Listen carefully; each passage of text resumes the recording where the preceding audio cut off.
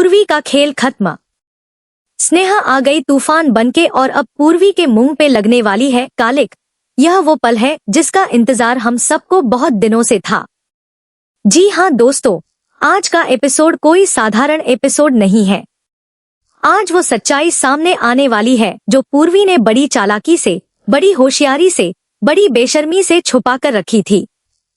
किसानों की जमीन, पार्षद का खेल, करोड़ों रुपए का घोटाला, और इस सब के बीच में एक औरत जो हमेशा से मासूम का चेहरा लगाकर घूमती रही, जिसने दुर्गावती के घर में रहकर दुर्गावती की ही पीठ में छुरा घोंपा, वो पूर्वी आज बेनकाब होने वाली है। और यह एक्सपोजर कोई छोटा मोटा नहीं होगा।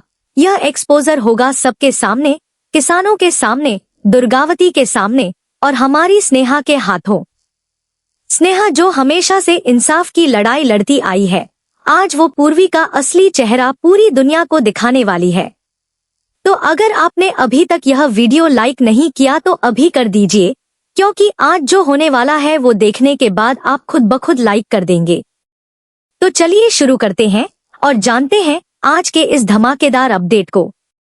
दोस्तों, पहले थोड़ा समझते हैं कि आखिर यह पूरा मामला शुरू कहां से हुआ और पूर्वी ने किस तरह से इतना बड़ा घोटाला अंजाम दिया, क्योंकि जब तक हम यह नहीं समझेंगे तब तक पूर्वी के एक्सपोजर का असली मजा नहीं आएगा। तो दोस्तों, हुआ यह था कि पूर्वी और इंदु रानी ने मिलकर एक बहुत बड़ी साजिश रची थी। यह साजिश इतनी गहरी थी, इतनी सोची समझी थी कि देखने वाला कोई भी समझ नहीं पाता। इंदु रानी ने पूर्वी को उकसाया, पूर्वी को यह सब करने के लिए तैयार किया, और पूर्वी ने भी बिना एक पल सोचे, बिना एक पल रुके, किसानों की जमीनों के कागज उठाए और सीधे पार्षद के हाथ में थमा दिए। यह कागज कोई साधारण कागज नहीं थे दोस्तों, यह उन गरीब किसानों की जिंदगी भर की मेहनत थी, उनकी जमीन थी, उनके बच्चों का भविष्य था। लेकिन पूर्वी को इससे क्या लेना देना? उसे तो बस पैसे चाहिए थे, करोड़ों रुपए, और वो रुपए मिले भी। पार्षद ने पैसे दिए, जमीन के कागज लिए और फिर वहां पर सोडा फैक्ट्री का बोर्ड लगवा दिया।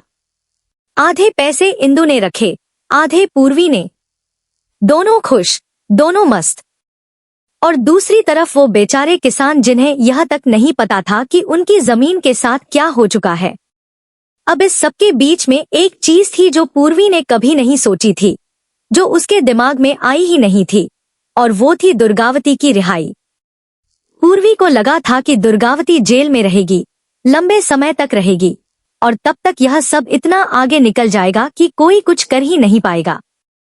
लेकिन दोस्तों, किस्मत को कुछ और ही मंजूर था। दुर्गावती जेल से बाहर आ गई, और वो भी इतनी जल्दी कि पूर्वी को संभलने का मौका तक नहीं मिला। जैसे ही पूर्वी को खबर लगी कि दुर्गावती रिहा हो गई है, उसके पैरों तले जमीन खिसक गई। अब पूर्वी के दिमाग में एक ही बात चल रही थी कि अब क्या होगा। कहीं दुर्गावती को पता चल गया तो? कहीं सच्चाई सामने आ गई तो? और इसी डर में पूर्वी घर में इधर उधर घूम रही थी, मन में बवंडर लेकर, चेहरे पे मासूमियत का नकाब लगाकर। लेकिन दोस्तों, असली खेल तो अभी शुरू होना था, क्योंकि उधर जो किसान थे, जिनकी जमीन गई थी, वो चुप नहीं बैठे थे।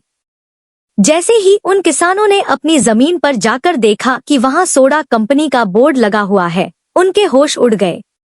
उन्हें लगा कि यह सब दुर्गावती ने किया है। उन्हें लगा कि दुर्गावती ने चुपचाप उनकी जमीन बेच दी।